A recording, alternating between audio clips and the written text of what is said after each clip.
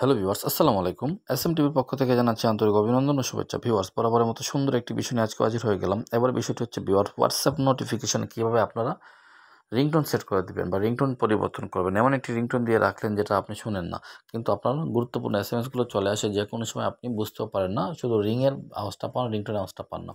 তারা কী করবেন? হোয়াটসঅ্যাপে চলে যাবেন। হোয়াটসঅ্যাপে গিয়ে এই হোম পেজে থাকবেন আপনারা। এই যে এইভাবে যেটা আসবে, আপনার থ্রি ডটসে ক্লিক করবেন।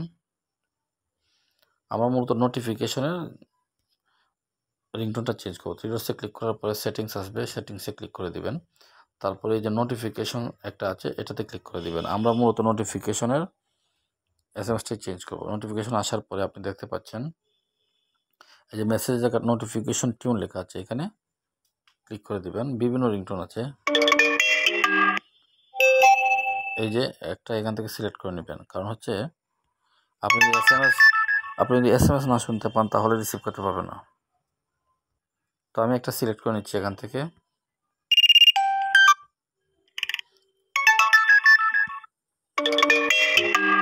এটা আমি সিলেক্ট করে নেওয়ার পরে নিচের দিকে দেখেন ওকে লেখা আছে, দিয়ে দিলাম। এখন থেকে যদি আমার এখানে কোনো এসএমএসে মেসেজ ঢুকে, তাহলে এই আওয়াজটি করবে এবং আমি খুব সহজে বুঝতে পারবো যে আওয়াজটি করলো, এবং আমি খুব সহজেই এই এসএমএসটাকে রিড করে নিতে পারবো, অনুমান করতে পারবো কোনো একটি এসএমএস আমার কাছে আসছে। তো ভিউয়ার্স, আশা করি ভিডিওটি ভালো লেগেছে। ভালো লাগে থাকলে লাইক, কমেন্ট এবং শেয়ার দিবেন, এবং এভাবে আপনি করে নিয়ে আপনার নোটিফিকেশনটাকে আপনি অ্যাক্টিভ করে দেবেন। ধন্যবাদ সবাইকে। আসসালামু আলাইকুম।